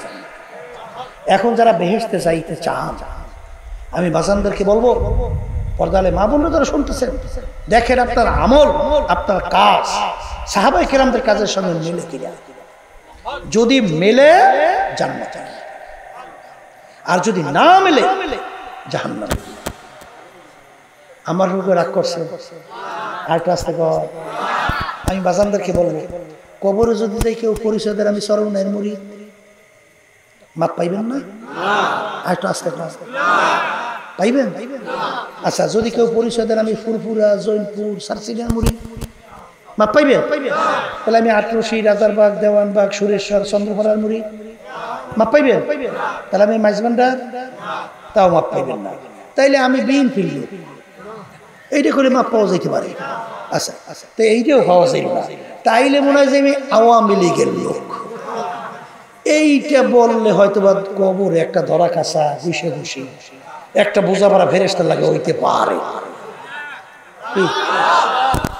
আছে এই আমি বড় বংশের, আমি পীর, আমি মুফতি, আমি মুহাদ্দিস, আমি ইমাম, আমি অমুক জমিদার, আমি অমুক টমুক সমুক, আমি অমুক পান্ডিত, আমি অমুক ডক্টর, এইসব পরিচয় কবরে চলবে? আর একটু আসতে কর। কবরে প্রশ্ন কয়টা? জোরে বলেন। তিনটা। কয়টা? এই এটা কি পীরের জন্য ভিন্ন, না মুরিদের জন্য ভিন্ন, না সবার জন্য এক? পীরের জন্য তিনটা, মুরিদের জন্য তিনটা, ধনীর জন্য তিনটা, গরিবের জন্য তিনটা। কি কি? এক নম্বর মান রব্বুকা, দুই নম্বর প্রশ্ন ওয়ামা দীনুকা, তিন নম্বর প্রশ্ন ওয়ামান নাবিয়ুকা। এই তিন প্রশ্নের ভিতরে কোথায় কি পাইছেন যে তুমি চরমনাইর কিনা? আস্তে কর। তুমি জামাতের লোক কিনা? তুমি আহলে হাদিস লামাজাবি কিনা? তুমি ফুরফুরা, সারসিনা, জৈনপুর, অমুক টমুক কিনা? আস্তে কর। এই তুমি বিএনপি কিনা, আওয়ামী লীগ কিনা? তুমি বড় বংশের না ছোট বংশের কিনা? এই তিন প্রশ্নের মধ্যে আছে। যদি নাই থাকে, তাহলে যারা মরবেন কবরে যাবেন, সাবধান হইয়া সতর্ক হইয়া কবরে যাইয়ে। কারণ আল্লাহ রাসূল সাল্লাল্লাহু আলাইহি ওয়াসাল্লাম দুনিয়ায় থাকা অবস্থায় তার কলিজার টুকরা সন্তান ফাতেমা রাদিয়াল্লাহু তাআলা আনহা তাকে ইঙ্গিত করে বলছিলেন, ইয়া ফাতেমা তুন ইজি নাফসাকি মিনান নার, হে ফাতেমা দুনিয়ায় থাকা অবস্থায় নিজে আমল করো, জাহান্নামের আগুন থেকে বাঁচো, এরপরে অন্ধকার কবরে যাইয়া শো। ও ফাতেমা, কবরে যদি এই পরিচয় দাও আমি আখিরি জামানার নবীর মেয়ে। আল্লাহ রাসূল সাল্লাল্লাহু আলাইহি ওয়াসাল্লাম বলে, ফাতেমারে কবরে এই পরিচয় কোনো কাজ হবে না। এই কবরের যাত্রীরা, আল্লাহর বান্দারা, পর্দার আড়ালের মা বোনেরা, আল্লাহ রাসূল সাল্লাল্লাহু আলাইহি ওয়াসাল্লাম যদি তার মা মেয়ের ব্যাপারে কবরে কোনো নাজাতের গ্যারান্টি দিতে না পারে, বাজান এমন আর কেউ নাই যে তোমাকে আমাকে নাজাত করে জান্নাতের ব্যবস্থা করতে পারবে? জোরে বলো পারবে। জোরে বলো পারবে। জোরে বলো না পারবে না। যদি নাই পারে আমার বাজানদেরকে বলবো, পর্দালে মা বোনদেরকে বলবো, বাজান মাহফিল বুঝের জন্য যারা মানুষ তারা বসবে, সেই অনুযায়ী নিজের জীবনকে চালাবে, তারপর দুনিয়ার থেকে বিদায় নিয়ে তারপর কবরে রওনা করবে। আর যারা মানুষের সুরাতে আবু জাহাল মার্কা, উতবা সাহেব, আবু লাহাব মার্কা, ওরা কিন্তু বুঝবেও না, আর সেই অনুযায়ী চলবেও না, আর ঈমান নিয়ে কবরেও যাইতে পারবে না। কি জোরে বলেন কথা ঠিক কিনা? বাজান বুঝের জন্য আমি সর্বপ্রথম আপনাদের সামনে কোরআনুল কারীমের শুরু আয়াত তেলাওয়াত করছিলাম। যারা মানুষ তারা বুঝবে, চিন্তাও করবে। দুনিয়া সৃষ্টির পরে বাজানে এমন কোন বই পুস্তক দুনিয়ার ভিতরে দেখা যায় না, এমন কোন লেখক তার লেখনীর ভিতরে পাওয়া যায় না যেই লেখক তার লেখনীতে চ্যালেঞ্জ করতে পারছে আমার লেখার ভিতরে কোনো ভুল নাই। পারছে? জোরে কোন পারছে? এমন কোন বৈজ্ঞানিক নাই যেই বৈজ্ঞানিক চ্যালেঞ্জ দিয়া বলতে পারছে আমার আবিষ্কারে কোনো ভুল নাই। পারছে? এমন কোন দার্শনিক নাই যেই দার্শনিক চ্যালেঞ্জ করে বলছে আমার দর্শনের ভিতরে কোনো ভুল নাই। বাজানে এমন তামাম দুনিয়ার কোন ডাক্তার বলেন, যা কিছু বলেন, কেউ চ্যালেঞ্জ করতে পারে নাই আমার এই আবিষ্কারে কোনো ভুল নাই। কিন্তু কুরআনুল কারীম নাযিল হলো আল্লাহ রাসূলের উপরে। আল্লাহ রাসূল সাল্লাল্লাহু আলাইহি ওয়াসাল্লাম মায়ের পেটে থাকা অবস্থায় আল্লাহ রাব্বুল আলামিন তার আব্বাকে দুনিয়া থেকে নিয়ে গেছিল।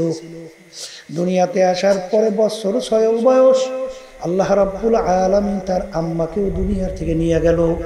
6 বছরের বাচ্চা, বাপ হারা, মা হারা, দুনিয়ার কোন শিক্ষকের কাছে পড়ার কোন সুযোগ আল্লাহর হাবিব পায় নাই। পায় নাই মানে কি? আল্লাহ দেয় নাই। কি? আল্লাহ দেয় নাই। কারণ আল্লাহ রাসূল বলেন বুইসতু মুআল্লিমান, আল্লাহ রাব্বুল আলামিন আমাকে উস্তাদ হিসেবে পাঠাইছে। কি হিসেবে? তাই উস্তাদ হিসেবে আসলে তার আবার ছাত্র কি? জোরে বলে কথা ঠিক না বে ঠিক?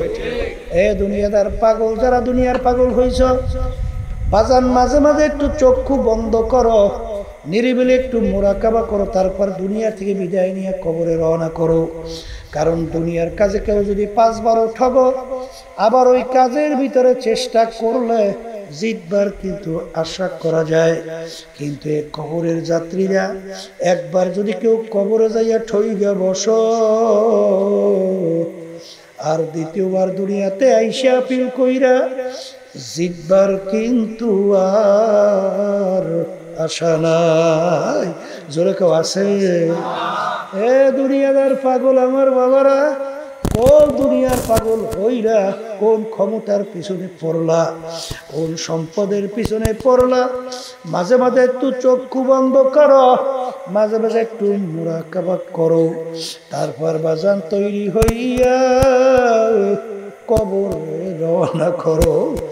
এ দুনিয়াদার পাগল আমার বাবারা, কোন দুনিয়ার পেছনে পড়ছিলা? তামাম দুনিয়ার মোট 4 জন লোক তামাম দুনিয়ার রাজত্ব করলো। এর ভিতরে 2 জন মুসলমান, 2 জন অন্য জাতি। 2 জন মুসলমানের ভিতরে একজন বাদশা সেকান্দার বা ইস্কান্দার বাদশাহ। বাজান তিনি ইন্তেকালের আগে ওসিয়ত করছিল, আমার মওতের পরে আমাকে গোসল করাইয়া, কাপড় পরাইয়া, খাটের ভিতরে উঠাইয়া, 2 হাত একটু বাহিরে রাইখা শহরটাকে ঘুরাইয়া তারপর আমাকে দাফন কইল জানাজা পড়াইয়া। তিনি দুনিয়া থেকে বিদায় হওয়ার পরে বাজান গোসল করাইয়া, কাপড় পরাইয়া, খাটের ভিতরে উঠাইয়া, হাত 2টা বাহিরে রাইখা শহর ঘুরায়। যারা বোঝে না তারা বলে, দেখছ আজীবন বাদশা আমাদের থেকে খাজনা এবং ট্যাক্স নিল, এখন মরার পরও কেমন হাত পাইতে আছে, মনে হয় খাজনা এবং ট্যাক্স চায়। বিজ্ঞ আলেমরা বলে, ও বোকারা, তোমরা তো বোঝো নাই, বাদশা সেকান্দার ইন্তেকালের আগে ওসিয়ত করছিল আমার মরার পরে হাত বাহির রেখে ঘুরাইয়া দাফন করার জন্যে। তিনি তাম দুনিয়ার মানুষকে বুঝাতে চায়, ও তাম দুনিয়ার মানুষেরা, আমি বাদশা সেকান্দারের মতো এত বড় বাদশা মনে হয় দ্বিতীয়বার কেউ হইতে পারবে না। তাম দুনিয়ার বাদশাহী করলাম, কিন্তু আমি যখন কবরে রওনা করলাম, একেবারে দুইটা খালি হাত নিয়ে কবরে রওনা করলাম, আর কিছুই নিতে পারলাম না। এ দুনিয়াদার পাগল আমার বাবারা, একটু মাঝে মাঝে একটু চক্ষু বন্ধ করে একটু মুরাকাবা করো। এ দুনিয়াদার পাগল, বাংলাদেশের বড় ধনীর ভিতরে একজন ধনী যমুনা গ্রুপের মালিক করোনা ভাইরাসে আক্রান্ত হইয়া মারা গেল। তিনি যখন শ্বাস টানতে ছাড়তে পারে না, ডাক্তারকে ডাক দিয়া বলে, ডাক্তার, তুমি যদি আমার শ্বাস টানা ছাড়ার ব্যবস্থা করতে পারো, কাগজ কলম নিয়ে আসো, আমার সমস্ত সম্পদ তোমাকে লেখা দেব। কিন্তু শ্বাস টানা ছাড়ার ব্যবস্থা করতে পারে নাই, দুনিয়া থেকে বিদায় হইয়া চলে গেছে। এ বড় লোক আমার বাবারা, এ ধনী আমার বাবারা, হে ক্ষমতা সম্পন্ন আমার বাবারা, হে সম্মানিত আমার বাবারা, হে শিক্ষিত আমার বাবারা, ভালো করে মাঝে মাঝে মুরাকাবা করো, চিন্তা করো, তারপর কবরে রওনা করো। বাজান, যাদের জন্য জীবন শেষ করলা, যেই দলের নেতা নেত্রীর জন্য জীবন শেষ করলা, ওই সত্য কালামের ভিতরে আল্লাহ রাব্বুল আলামিন বলেন, ইয়াউমা নাদউ কুল্লা উনাসিন বিইমামিহিম, কিয়ামতের ময়দানে আমার মালিক প্রত্যেকটা মানুষকে তার দলের নেতা নেত্রীর সঙ্গে ডাকবে। ডাইকে আমার মালিক বলবেন, তোর দলের নেতা নেত্রী যেদিকে যায়, ওদের পিছনে পিছনে সেই দিকে চইলা যা। এক কথায়, তোমার দলের নেতা নেত্রী যেখানে জায়গা, তোমারও সেইখানে জায়গা। আমি বলছি না, আল্লাহ বলছে। জোরে বলেন, কে বলছেন? আল্লাহ রাসূল সাল্লাল্লাহু আলাইহি ওয়াসাল্লাম বলছেন, মান তাশাব্বাহা বিকওমিন ফাহুয়া মিনহুম। দুনিয়ার ভিতরে তুমি যেই দলভুক্ত হইয়া চলবা, যেই দলের নেতা নেত্রীকে নেতা নেত্রী হিসেবে মানবা, আল্লাহ রাসূল বলে, কিয়ামতের ময়দানে তুমি তাদের দলভুক্ত হইয়া উঠবা এবং তাদের সঙ্গে তোমার হাসর হবে। বাজান, আল্লাহর হাবিবের সঙ্গে হাসর যদি না হয়, বেহেশতে যাওয়ার আশা করা যায় না। জোরে কেউ যায় যায়। এ দুনিয়াদার পাগল, কোন দুনিয়ার পাগল হইছ? মস্তে আশিক মস্তে মাশুক, বাদশাহ মাল পীরে মস্তে জিরে মস্তে শাইখ দর আসরার মা। দুনিয়ার ভিতরে যত মানুষ বিচরণ করে সব কিন্তু পাগলের দল।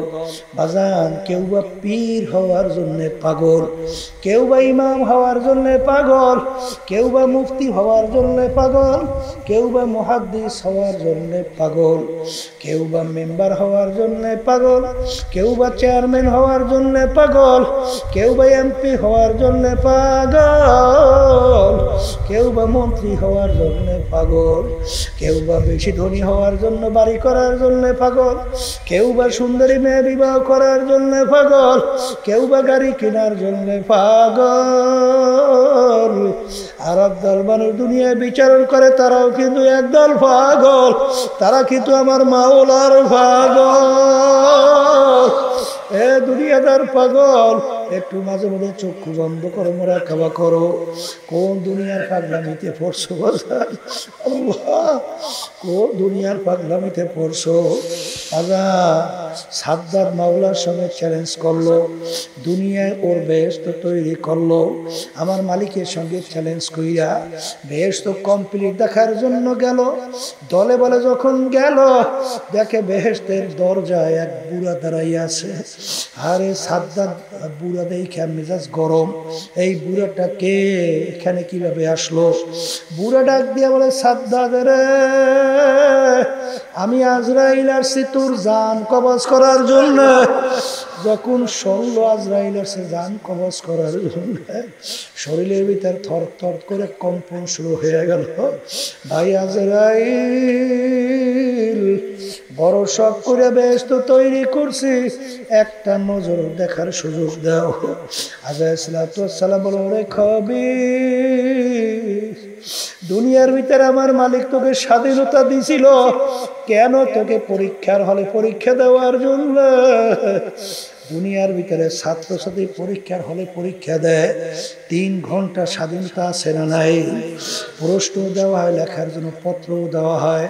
নিরিবিলির সময় সে যদি প্রশ্নের উত্তর ঠিক মতো না দিয়া যা মনে করে তা লেখা কাগজ ভইরা রাখে, যখন ফলাফল বের হয় ছাত্রছাত্রী ফেল। জোরে বলেন কথা ঠিক না বে ঠিক? ঠিক বাজার, আমাকে তোমাকে আমার মালিক বানাইছেন দুনিয়ায়, কেন পাঠাইছেন? আল্লাহু আকবার, লিয়াবলুয়াকুম আইয়ুকুম আহসানু আমালা। আমার মালিক বলেন তোদেরকে পরীক্ষা করার জন্য। বাজার, পরীক্ষা দেওয়ার জন্য, পরীক্ষা দেওয়ার জন্য স্বাধীনতা দরকার আছে না নাই? এই জন্য রব্বুল আলামিন কোরআনুল কারীমের ভিতরে বলেন, আমহিলহুম রুয়াইদা, আমি তোদেরকে স্বাধীনতা দান করলাম। কেন? পরীক্ষার হলে পরীক্ষা দেওয়ার জন্যে। কে আমার হুকুম অনুযায়ী চলো, কে আমার হুকুমের বিরুদ্ধাচরণ করো, এইটা দেখার জন্য তোদেরকে আমি স্বাধীনতা দান করলাম। তুই যদি আমার হুকুমের বিরুদ্ধাচরণ করো, তোকে এই দুনিয়ায় স্বাধীনতা পরীক্ষার ফলে আমি তোকে কিছু বলবো না, কারণ আমি যদি তোকে বলি তাহলে তোর স্বাধীনতা পরীক্ষার হল থাকে না। জোরে বলেন কথা ঠিক না ঠিক? কিন্তু মনে রাখিস, কুল্লু নাফসিন যায়িকাতুল মাউত, তোদের প্রত্যেকের মুখের ভিতরে আমি মৌতের বর্ষি লাগাইয়া ছাইরা দিছি।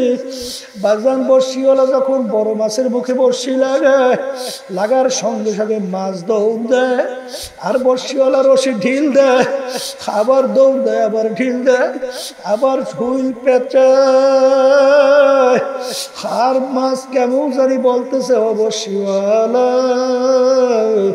তোমার থেকে আমি ছুঁইটা চইলে আসছি। আর বর্ষিওয়ালা ডাক দিয়ে বলবে, মাছ, তোর মুখের ভিতরে আমি বর্ষি লাগাইয়া ছাইরা দিছি, তুই সারা পুষ্কুনি বাস পানির ভিতরে ঘর ঘর ঘুরতে ঘুরতে যখন দুর্বল হইয়া পেটখানা পানির উপরে ভাসাইয়া দিবি, আস্তের উপরে তোকে আমি ধইরা নিয়ে আসবো, আর তুই পানিতে থাকতে পারবি না। আমার মালিক ডাক দিয়ে বলে, আব্দুল করিমে রহিমা খাতুন, তোকে আমি কুল্লু নাফসিন যায়িকাতুল মাউত, মৌতের বর্ষি লাগাইয়া ছাইরা দিলাম, আর তোদেরকে আমি ঢিল দিলাম ঘর ঘর। ঘুরতে ঘুরতে যখন তুই হায়াতের বেড়া পার করবি, যখন তুই মৌতের বিছানায় তোর পেট খারাপ ভাসাইয়া দিবি, আমার আজরাইল যখন তোর বাড়ির দরজায় সিটি বাজাইয়া বলবে, যত ডাক্তার কবিরাজ তোকে চেষ্টা করুক না কেন, যত স্যালাইন ইঞ্জেকশন পুশ করুক না কেন, রাখতে কিন্তু আর পারবে। এই জন্য বাজার সাদ্দাত বলতেছে, ভাই আজরাইল, বড় শখ করে বেহেশত বানাইছি, একটা নজর দেখার সুযোগ দাও। আজরাইল সালাওয়াতুল্লাহ সাল্লাম বলে, খবীর, আমার মালিক তোরে দুনিয়ায় পাঠাইছে পরীক্ষার অনেক পরীক্ষা দেওয়ার জন্য। আরে আমার মালিকের সমস্ত নেয়ামত ভোগ করছো, এ কবরের যাত্রীরা একটু মাঝে মাঝে চক্ষু বন্ধ করো, আমরা যে চক্ষু দিয়ে দেখি এই নেয়ামত কার? জোরে বলো কার? বাজান অন্ধ মানুষ তোমার আমার সামনে অনেক সময় হাত পাইতে পয়সা চায়, আরে কত করুণ সুরে ডাক দেয়, হুজুর আমাকে একটা টাকা দেয়, হুজুর চাউল কেনবো, ভাত পাক কইরা খাবো, আমাকে মালিক চক্ষু নেমাত দান করে নাই, আমি তামাম দুনিয়া দেখি অন্ধকার, আমার মালিক তোমাকে আমাকে অন্ধ করে বানাইতে পারতো কি পারতো না? তখন তোমার আমার দুনিয়া কোনো মূল্য ছিল? কোনো মূল্য ছিল? এই চক্ষু নেমাত কে দান করছে? জোরে বলো কে? জোরে বলো আল্লাহ। আর এই অন্ধ আবার এই অন্ধ অবস্থায় আমার মালিকের দরবারে শুকরিয়া আদায় করে, হে আমার মালিক তুমি আমায় অন্ধ করলে, তাতে কোনো দুঃখ নাই, অন্ধকারের মাঝে আমার মাসুক তোমায় যেন আমি তালাশ করে পাই। এ দুনিয়াদার পাগল, এই চক্ষু নেমাত কার? আমার মাওলার জবান দিয়া কথা বলি নেমাত কার? আজান কত বোবা মানুষ তোমার আমার সামনে আবু করে চিল্লায়, ওর বুকে কত জ্বালা, ওর মনের ভাব প্রকাশ করতে পারে না। আমার মালিক তোমাকে আমাকে কথা বলার শক্তি দান করলেন, আল্লামাহুল বায়ান।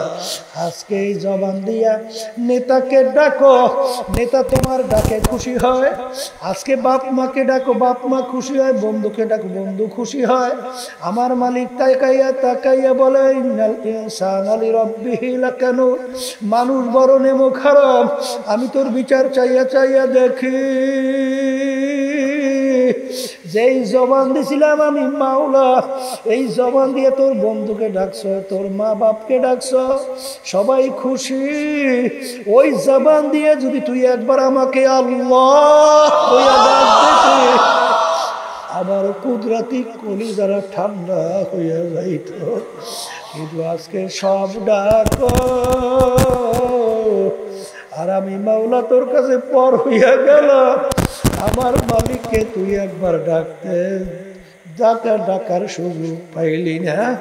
এ বন্দা বান্দিস মনে রাখিস, কবি কেমন জানে আল্লাহর ভাষায় বলে, যখন তোমার কেউ ছিল না তখন ছিলাম আমি, এখন তোমার সব হয়েছে পর হয়েছি আমি। হে বন্দাবান্দি মনে রাখিস, আবার যখন তোমার কেউ রবে না তখন রব আমি। আমার কাছে আসতে হবে যতই ভাবো তুমি। এ দুনিয়াদার পাগল, তুমি যখন আমি যখন আমার মায়ের পেটে ছিলাম, তখন এই মায়ের পেটের ভিতরে দুনিয়ার কে তোমার আপন ছিল? জোরে বলো কে? জোরে বলো কে? না তোমার বন্ধু, না তোমার দলের নেতা নেত্রী। আজকে দুনিয়ায় দলের নেতা নেত্রী বন্ধু চিনল, আর আমার মালিক যদি ইচ্ছা করত তোমার আমার মায়ের গর্ভের ভিতরে আমাদের গন্ধ করে বানাইতে পারতো কি পারতো না? আরে ল্যাংরা খুঁড়া করে বানাইতে পারতো কি পারতো না? আমার মালিক তোমাকে আমাকে ফি আহসানি তাকওয়িম, কত সুন্দর সুরাতের একটা মানুষ তৈরি করলো। এই নেয়ামত কার? কার? আরে কত বড় লোক আমাদের কাছে সন্তানদেরকে নিয়ে আসে, বাপের চোখ দিয়ে পায় নাই ভাইয়া ভাইয়া পরে, আর বলে হুজুর এই সন্তানটার জন্য একটু দোয়া করেন। ওদিকে বাপে কান্দে, ব্যাপার কি? বলে হুজুর আমার মালিক ওকে প্রতিবন্ধী বানাইছে। বাপের আফসোস, বাজার আমার মালিক তোমাকে আমাকে প্রতিবন্ধী বানাইতে পারতো কি পারতো না? তোমাকে আমাকে আমার মালিক এত সুন্দর ব্রেন দান করলো, এই নেয়ামত কার? এ জোরে বলো কার? কার? এ কপাল কোনারা একটু চিন্তা কইরা দেখ, দুনিয়ায় যাহা কিছু আমরা ব্যবহার করে বাইচে আছি সব নেয়ামত কার? আবার জোরে বলো কার? আসাইল ডাক দিলেন, ওরে খবিস, আমার মালিকের সমস্ত নেয়ামত ভোগ করি আমার মালিককে তুই চেনো নাই, আমার মালিকের সঙ্গে চ্যালেঞ্জ কইরা বেহেশত বানাইছ।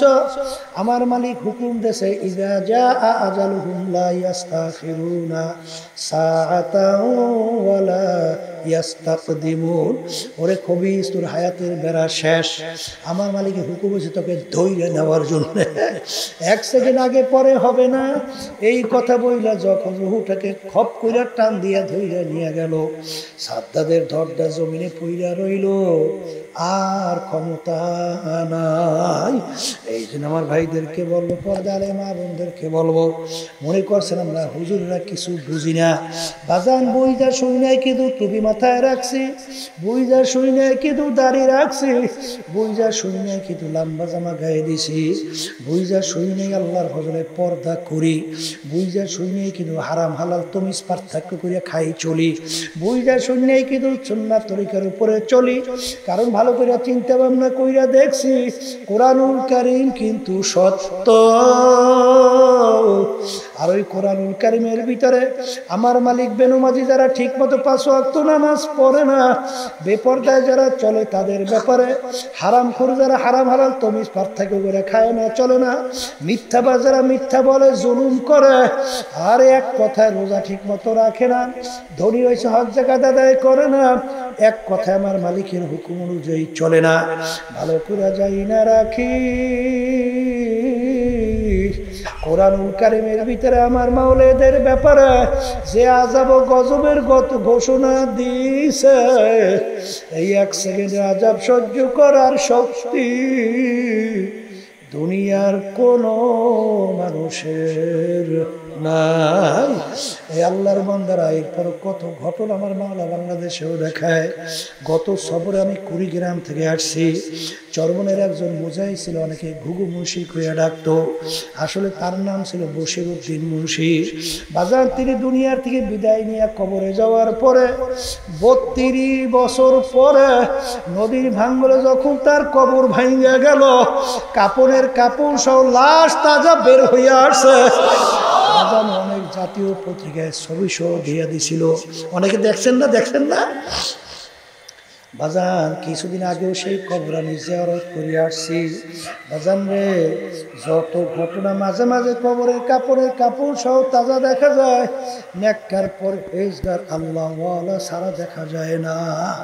আবার কত কবরে আযাব দেখা যায়, আর কত কবরে সাপ দেখা যায়, কত কবরে নাফরমানের চেহারা শুয়ারের চেহারা হইয়া পড়িয়া যায়, কত নাফরমানের জিহ্বাটা টাইনা বিস্তার পর্যন্ত ঝুলাইয়া রাখছে। যত দুর্ঘটনা মাঝে মাঝে কবরে দেখা যায়, বেনমাজি হারামখোর সুদখোর ঘুষখোর জুলুমবাজ সারা কিন্তু দেখা যায় না। এই জন্য আমার ভাইদেরকে বলবো, পর্দা আলে মা বোনদেরকে বলবো, বাজান দুনিয়া কিন্তু শান্তির জায়গা না, আর দুনিয়া দারুল মেহনে ওয়াল বালা, বালা মুসিবতের জায়গা, কষ্ট ক্লেশের জায়গা। এখানে কেউ শান্তি তালাশ করে কেউ কোনোদিন পায় নাই, কেউ কোনোদিন পাবে না। এই গরম, এই ঠান্ডা, এই শত্রু মিত্রের কোনো অভাব নাই, এই রোগ ব্যাধির কোনো শেষ নাই। ছেলে কথা শোনে না, মেয়ে কথা শোনে না। যারা শুনতেছেন, এই যে চরমনায়ের তরিকা শোনেন, এই তরিকার নাম হলো সিস্তিয়া সাবিরিয়া তরিকা। বাজান এই তরিকার 5টা ঔষধ আল্লাহর কুতুবের আপনার আমার জন্য রেখে গেছেন, কোরআন এবং হাদিসের ভিতর থেকে বাইসা। আমার দাদাজান চ্যালেঞ্জ কইরা বলতেন, আব্বাজানের মুখে শুনছি, ঠিক মতো একটু পালন করে দেখো, আল্লাহর রহমতের উপরে ভরসা করিয়া বলতে পারি, শয়তান এবং নাফস তোমাদেরকে আল্লাহর ফজল ও করমে গুনার কাজের কাছেও নিতে পারবে না।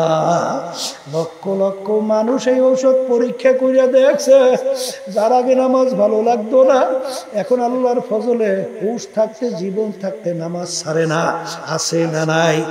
জোরে কেউ আছে না নাই? আগে চোখের ভিতরে পানি ছিল না, এখন আল্লাহর ফজল ও করমে জোর করিয়া ঠেকাইয়া চোখে পানি রাখতে পারে না, আছে না নাই? আগে জুলুম মিথ্যার ভিতরে জর্জরিত ছিল, বাজান হারামের ভিতরে লিপ্ত ছিল, এখন আল্লাহর ফজল ও করমে গুলা ছাইরা দেশে, আছে না নাই? এই জন্য আমার বাজানদেরকে বলবো, কোনো দলাদলি বুঝি না, যদি চরমনের তরিকা ভালো না লাগে যে কোনো এক সহি তরিকায় সঠিক তরিকায় যাও। সাহাবায়ে কেরামদের নমুনা, তাদের আমল অনুযায়ী যেই সহি তরিকাগুলো চলে সেই তরিকার সাথে সেই রাস্তার সাথে তাদের সম্পর্ক রাখো, রাইখে আমার মাওলার পাগল হও, আমার মালিকের হুকুম মানো, আল্লাহর হাবিবের তরিকা অনুযায়ী চলো, চোখে পানি নিয়ে কলম নরম কইরা দুনিয়ার থেকে বিদায় নিয়ে তারপর ঈমান নিয়ে কবরে যাও। আল্লাহুম্মা আমিন। এই ঘরের মেয়ে লোকের হাত উঠাও, গুনার কথা মনে করো, দুই চোখের পানি ফালাইয়া কান্দো, আর মাওলার কাছে মাপ চাও। যদি কান্না না আসে মনকে বুঝাও, রে মন, একদিন এই ঘরের দরজা দিয়া নতুন বউ হয়ে উঠছিল রে মন, কত মেয়ে লোকে শরবত খাওয়াইল, কত মেয়ে লোকে বাতাস করলো, আবার এমন একটা দিন আসবে এই ঘরের দরজা দিয়া মরা লাশ হইয়া বের ছেলে কান্দে মামা করে, মেয়ে কান্দে মামা করে, জবাব তো আর দিবা না। আল্লাহ, আপনি তো মাঠের দিকে চাইয়া দেখে আপনার বন্ধুরা কিভাবে কামবে। মালিক, আমাদের ছেলেও মরে নাই, মেয়েও মরে নাই, গুনাহ করে বসছি রে, মাফ করে দেন গো মাওলা, মাফ করে দেন। আল্লাহর বান্দারা জোর করে কান্দে, জোর করে কান্দে। সন্তান মারা গেলে চোখে পানি আসে, সম্পদ নষ্ট হয়ে গেলে চোখের ভিতরে পানি আসে। তোমার আমার গুনার কারণে জাহান্নামের আগুন জ্বলছে, ওই জাহান্নামের আগুন চোখের পানি ছাড়া ঠান্ডা হবে না। আল্লাহ, যাদের ছেলে মাহফিল হইল, যারা মাহফিলের জন্য চেষ্টা করেনি, সাহায্য করলো, আমরা যারা মাহফিলে উপস্থিত হয়ে গেলাম, সবার উপরে খাস মেহেরবানি নাযিল করেন আল্লাহ। আল্লাহ, আমরা হাত তুলছি জানি না এই উপস্থিতি কার আম্মা, কার আব্বা, কার দাদা দাদু, নানান আত্মীয় স্বজন অন্ধকার কবরে শুয়ে আমাদের দিকে চাইয়া রয়েছে। আমরা দোয়া করলাম, দয়াময় করে তাদের কবরকে বেহেশতের বাগান বানায় দেন আল্লাহ। বন্যা পানি থেকে আমাদেরকে হেফাজতে রাখে আল্লাহ। তামাম দুনিয়া ইসলাম মুসলমানদেরকে হেফাজত করেন, বিশেষ করে ফিলিস্তিনের মুসলমানদেরকে হেফাজত করেন আল্লাহ। তাদেরকে আপনি বিজয় দান করেন। ইসরায়েল জালে আল্লাহ, ওদের যারা সহযোগিতা করতেছে, ওদের নসিব হেদায়েত তাহলে হেদায়েত দেন, নাহলে আপনি ওদেরকে ধ্বংস করে দেন। সুবহান রাব্বিকা রাব্বিল ইজ্জাতি আম্মা ইয়াসিফুন ওয়া সালামুন আলাল মুরসালিন ওয়ালহামদুলিল্লাহি রাব্বিল আলামিন। কেউ উঠেন না, একজন আর একজনের গায়ের সঙ্গে একটু হাত লাগা। এই একটা পাগড়ি রুমাল ধরো, একজন আর একজনের গায়ের সঙ্গে হাত লাগাই তওবা করেন। বসো, ওখানে সামনে বসো, যাওয়ার পিছনে যাও, ওঠা লাগবে না।